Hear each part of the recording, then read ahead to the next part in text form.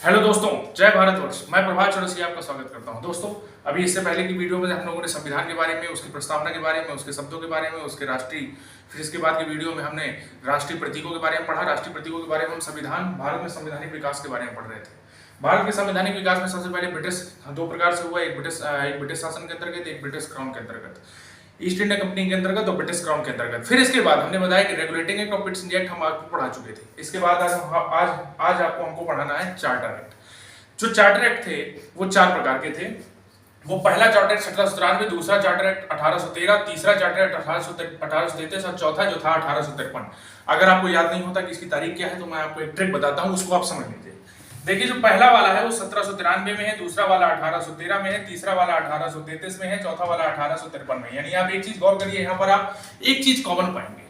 वो ये क्या है, 1793 में 20 जोड़ेंगे तो 1813 दूसरा चार्टर एक्ट आ जाएगा, 1813 में 20 जोड़ेंगे तो यानी 1833 तीसरा, और ये इसमें 20 जोड़ेंगे तो 1853। यानी आपको समझ में आ गया होगा, हर चार्टर एक्ट जो इंग्लैंड से, जो ईस्ट इंडिया कंपनी आई थी, उसके लिए जो नियम बन करके भारत में किस तरह से शासन करना है उसके बारे में बताया गया। तो उसमें हर में 20-20 का अंतर था। याद रखिए, फिर से एक बार देख लीजिए, 1793, 1813, 1833, 1853। हमको यहाँ पर सभी चार्टर एक्ट के बारे में पढ़ना है। रेगुलेटिंग एक्ट और पिट्स इंडिया एक्ट के बारे में हम लोग पढ़ चुके थे कि पिट्स इंडिया एक्ट में द्वैत शासन आया था, इसके बारे में जान लीजिए। चलिए आइए शुरू करते हैं सभी चार्टर एक्ट के बारे में। दोस्तों, हम सीक्वेंसली अब पढ़ेंगे सभी चार्टर एक्ट के बारे में। सबसे पहले मैंने आपको बताया 1793 का, उसके बारे में हम लोग देखते हैं। आप पेन और कॉपी निकाल लीजिए और गौर मानिए कि जो मैं पढ़ाने वाला हूं वही आप लिख लीजिए। आपको सभी चार्टर एक्ट के बारे में हर प्रकार के कंपटीशन एग्जाम्स में आपको इस तरह से ओरली बता दें, कभी आपको इस ये नहीं लगे कि हमें आता नहीं है। दोस्तों, बहुत सारी डेफिनेशंस पढ़ने की जरूरत नहीं है, पॉइंटों में पढ़िए और मैं आपको बताता हूं। देखिए, जो पहला चार्टर एक्ट था उसके बारे में दो चीज समझिए। इसमें जो ब्रिटिश ईस्ट इंडिया कंपनी थी, मैंने आपको कल बताया था कि BEIC का मतलब है ब्रिटिश ईस्ट इंडिया कंपनी। इसके जो अधिकार ब्रिटिश ईस्ट इंडिया कंपनी के अधिकार किसने, ब्रिटेन ने कितने वर्ष तक बढ़ा दिए, 20 वर्ष तक बढ़ा दिए। याद रखिए, 20 वर्ष तक बढ़ा दिए। अब थोड़ा आप सोचिए 20 वर्ष तक क्यों बढ़ा दिए। आप थोड़ा सोचिए, 20 वर्ष तक बढ़ाएंगे तभी तो 20 वर्ष बाद दूसरा चार्टर लाएंगे। यानी 20 वर्ष तक बढ़ाएंगे, दूसरा चार्टर लाएंगे, 20 वर्ष तक बढ़ाएंगे, दूसरा चार्टर लाएंगे। तो 20 वर्ष तक इसके अधिकारों को बढ़ा दिया गया कि यानी किस तरह से व्यापार करेगी, किस तरह से बिजनेस करेगी, भारत पर रहकर के क्या नियम है, क्या कानून है, यानी क्योंकि ब्रिटिश से गवर्न होता था।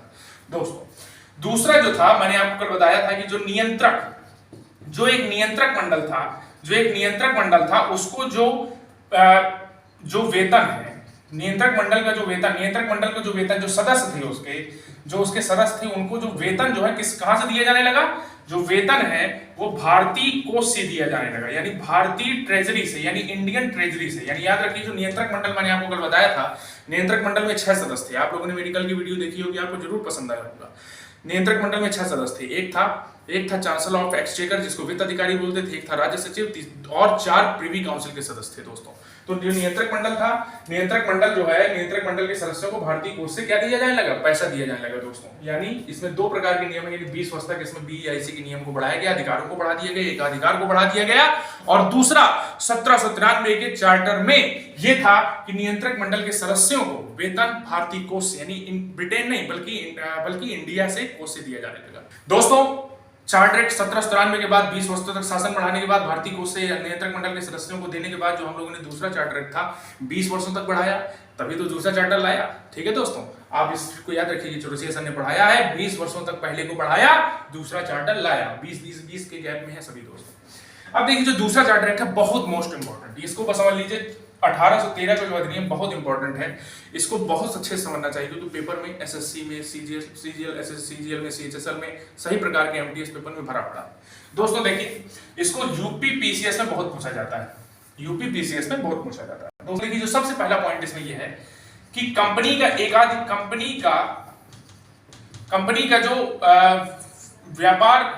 जो अधिकार था वो समाप्त तो किया गया। देखिए, कंपनी का अधिकार आंशिक रूप से समाप्त किया गया। कंपनी का अधिकार आंशिक रूप से, यानी कंपनी कौन थी, British east India company. Company कौन थी, ब्रिटिश ईस्ट इंडिया कंपनी, आंशिक रूप से समाप्त किया गया। कंपनी का अधिकार आंशिक रूप से समाप्त किया, लेकिन बहुत इंपॉर्टेंट बात ये समझिए, इसमें दो चीजें थी।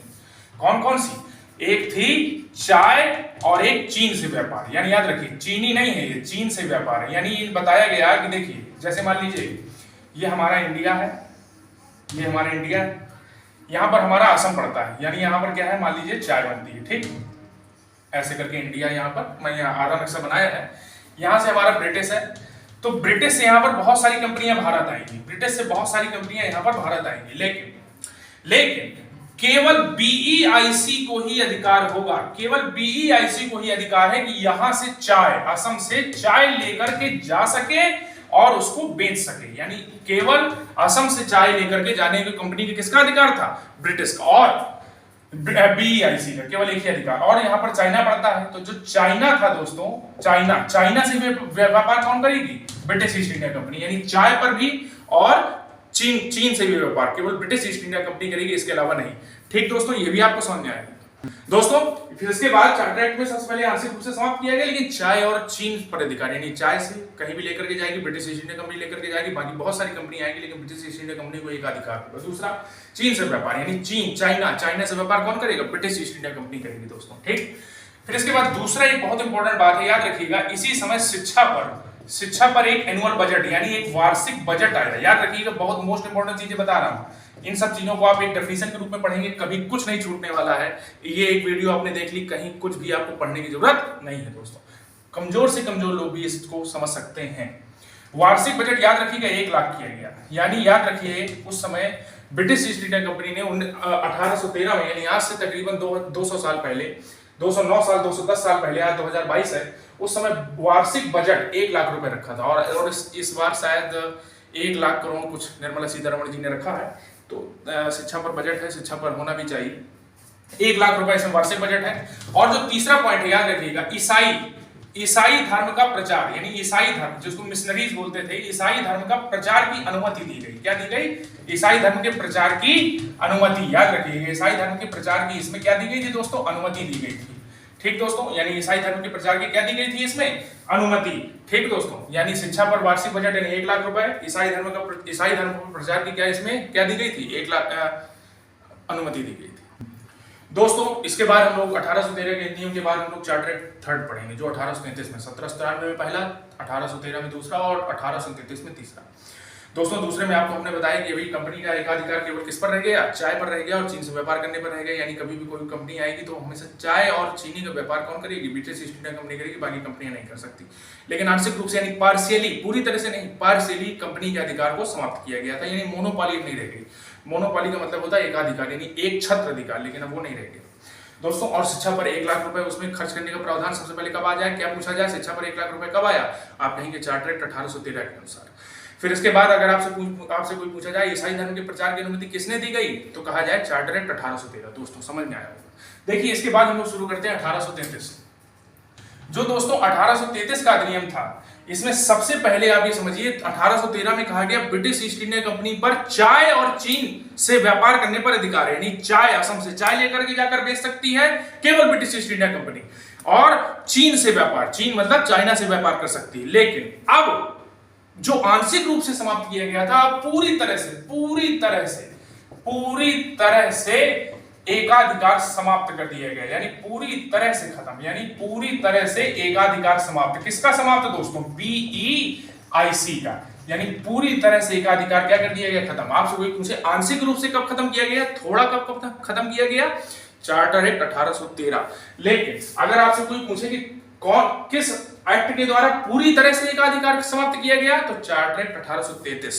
ठीक दोस्तों, फिर इसके बाद जो नंबर 2 का पॉइंट इसमें आता है, ये बहुत इंपॉर्टेंट है, इसको भी आपको समझना चाहिए कि इसमें जो बंगाल का गवर्नर जनरल था, याद रखिए जो दूसरा पॉइंट है, जो बंगाल का जो गवर्नर जनरल था, बंगाल का जो गवर्नर जनरल था, अब वो भारत का गवर्नर जनरल बन गया। याद रखिएगा, बंगाल का गवर्नर जनरल अब भारत का गवर्नर जनरल बन गया दोस्तों। यानी बंगाल का गवर्नर जनरल अब भारत का गवर्नर जनरल बन गया। ये पिट्स इंडिया एक्ट के आधार पर था, नहीं रेगुलेटिंग एक्ट में था, आपको ये पता होना चाहिए, जिसमें गवर्नर जनरल बना था। लेकिन अब 1833 से अब गवर्नर जनरल अब भारत का गवर्नर जनरल बन गया। बंगाल के गवर्नर जनरल के बाद भारत का गवर्नर जनरल बन गया, और 1905 में बंगाल का बंटवारा हुआ था दोस्तों।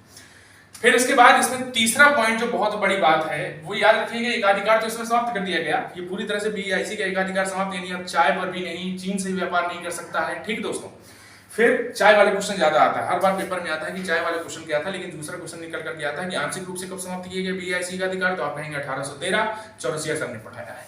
दूसरा वाला अगर कोई कहे तो 1833 में पूरी तरह से कहा खत्म करो इसका अधिकार। क्यों? ऐसा नहीं, भारत में विद्रोह पनप रहा था। भारत में ये जो भी ईस्ट इंडिया कंपनी यहाँ पर आ रही थी, जो भी कंपनी आ रही थी, उसके माध्यम से यहाँ पर हमारी खेती को नुकसान पहुंचा था। इसलिए यहाँ पर कहा कि किसी तरह से दबाव में आकर के खत्म किया गया। फिर देखिए जो तीसरा था इसमें पॉइंट, वो बहुत इंपॉर्टेंट था, दास प्रथा, यानी जिसको हम लोग स्लेवरी सिस्टम बोलते हैं। दास प्रथा यानी स्लेवरी सिस्टम या स्लेवरी मोनोपोली बोलते हैं, स्लेवरी सिस्टम बोलते हैं। ये पूरी तरह से क्या हो गई दोस्तों? खत्म कर दी गई। दास प्रथा पूरी तरह से क्या की गई दोस्तों? खत्म की गई। यानी 1833 में आपको कोई इंपॉर्टेंट पूछे तो कंपनी का अधिकार पूरी तरह समाप्त, यानी कोई पूछे आंशिक रूप से कब, तो आप कहिएगा 1813, लेकिन पूरी तरह से यानी पूरी तरह से टोटली कब खत्म? 1833, यानी पार्शियली 1813 में, अब पूरी तरह से 1833 में। दोस्तों समझ में आया होगा, बंगाली गवर्नर जनरल भारत के गवर्नर जनरल बन गया और दास प्रथा स्लेवरी सिस्टम पूरी तरह से खत्म हो गया। दोस्तों एक जो अंतिम चार्टर एक्ट था वो 1853 का था। याद रखिएगा 1793 हो गया, 1813 हो गया, 1833, अब 1800 हम लोग 53 पढ़ने जा रहे हैं। वो जो 4 पॉइंट लिखवाए हैं, 5 पॉइंट लिखवाए, उनको आप लिख लीजिए, कहीं भी नहीं पेपर जाने वाला। और इससे ज्यादा इंफॉर्मेशन आपको बहुत इंपॉर्टेंट हो तो ही आप पढ़िए, बाकी इतनी इंपॉर्टेंट में आप समझ लीजिए 90% क्लियर। अब देखिए जो चार्टर एक्ट 1853 था, इसमें याद रखिएगा कि जो कर्मचारियों की जो अब नियुक्ति होने लगी, यानी कर्मचारियों की कभी अब नियुक्ति जो होने लगी, कर्मचारियों की नियुक्ति अब सीधे नहीं, कर्मचारियों की नियुक्ति अब सीधे नहीं हो रही थी, कर्मचारियों की नियुक्ति अब सीधे नहीं हो रही थी। अब इसके लिए एग्जाम यानी परीक्षा की व्यवस्था की गई। यानी याद रखिएगा एग्जाम इसमें जो है कर्मचारियों की नियुक्ति सीधे नहीं बल्कि परीक्षा के माध्यम से की जाने लगी। दोस्तों यहाँ पर एक पारदर्शिता भी उन्होंने लाई, यानी कहा गया कि कुछ भी करेंगे तो एग्जाम लेंगे, ऐसा कुछ करेंगे। तो एग्जाम को जो पैटर्न है ना, ये 1853 का है दोस्तों। फिर दूसरी चीज जो यहाँ पर सबसे बड़ी थी वो क्या थी, आपको ये समझना चाहिए दोस्तों की याद रखिएगा जो 1853 का जो चार्टर एक्ट था, इसमें याद रखिएगा एक विधि परिषद की स्थापना की गई थी दोस्तों। 1853 में एक विधि परिषद, और मैं आपको बताना थोड़ा वहां पर भी उसको बताना था। और याद रखिएगा 1833 का जो एक चार्टर एक्ट था, जो मैंने इससे पहले आपको पढ़ाया है, उसमें एक विधि सदस्य आया था दोस्तों। याद रखिएगा विधि सदस्य, वो जो मैं सोच रहा था कि आपको बताना चाहिए, वो वहां पर के बाद यहाँ पर बता रहा हूँ, समझिए। इसमें एक विधि परिषद की स्थापना की गई, उसमें विधि सदस्य यानी जो वहां पर एक सदस्य की स्थापना, यानी एक लोग आया, यहाँ पर परिषद का मतलब काउंसिल बना दिया, यानी बहुत सारे लोगों को कानून बना दिया गया दोस्तों। यानी 1833 में विधि सदस्य और 1853 में विधि परिषद की स्थापना की गई दोस्तों। तो यानी चार्टर एक्ट 4 में क्या हुआ, कर्मचारी की नियुक्ति सीधे नहीं बल्कि परीक्षा के माध्यम से होने लगी, और इसके में एक विधि परिषद की स्थापना की गई, विधि परिषद की। और 1833 में क्या था, विधि सदस्य था दोस्तों। उम्मीद है कि आपको ये पूरे के पूरे जितने भी हम लोगों ने चार्टर एक्ट पढ़ाया, भारत के संवैधानिक विकास में एक बहुत बड़ी महत्वपूर्ण भूमिका रखते हैं। और ये चार्टर एक्ट महारानी एलिजाबेथ से, और उनका शायद अभी ये परसों 8 सितंबर को निधन भी हुआ है महारानी एलिजाबेथ का। और प्रिंस चार्ल्स थर्ड वहां करके अब किंग बनेंगे, फिर से अब रानी के बाद राजा का शासन आ रहा है, लेकिन सम्राट के अधीन आज भी लोकतंत्र का नाम दिखाई देते हैं। चलिए कोई बात नहीं। फिर आप देखिए इसमें जो चार्टर एक्ट है वो पूरी तरह से हमने आपको समझा दिए होंगे, और आई सपोज और आई होप कि आपको पूरी तरह से समझ में आया होगा। You will have maintain about this. और इसके बाद हम लोग बात करेंगे 1853 के बाद क्या पांचवा चार्टर, अगली वीडियो हम लोग बात करेंगे आखिरकार पांचवा चार्टर अंग्रेज क्यों नहीं ला पाए, अंग्रेजों की हिम्मत ही क्यों नहीं हुई कि वो अब पांचवा चार्टर ला पाए। क्योंकि यहाँ पर एक देश अब यहाँ पर जो उसके देश पर जो शासन हो रहा था, अब वहां का जो खून था वो खौल रहा था दोस्तों। अब माँ भारती को स्वतंत्र कराने के लिए बेचैन था, और उसके दिलों में आग लगी हुई थी, उसकी रग में उसके आग लगी हुई थी, उसको रूह उसकी जल रही थी इस बात से कि माँ भारती को बेड़ियों से क्लचेस ऑफ द ब्रिटिश से मुक्त कराना है। तो ऐसा क्या हुआ था कि पांचवा चार्टर नहीं ला पाए। ये वीडियो में हम लोग इससे बाद में वीडियो में बात करेंगे दोस्तों। तब तक के लिए आप मेरी वीडियोस में बताइए कि आपको किस तरह से लगा, और क्या कमेंट मुझे करना चाहिए, और किस तरह की वीडियो और आपको चाहिए पॉलिटिक्स रिलेटेड। दोस्तों मेरी वीडियो देखते रहिए। मैं प्रभात चौरसिया आपसे विदा लेता हूँ। जय भारतवर्ष।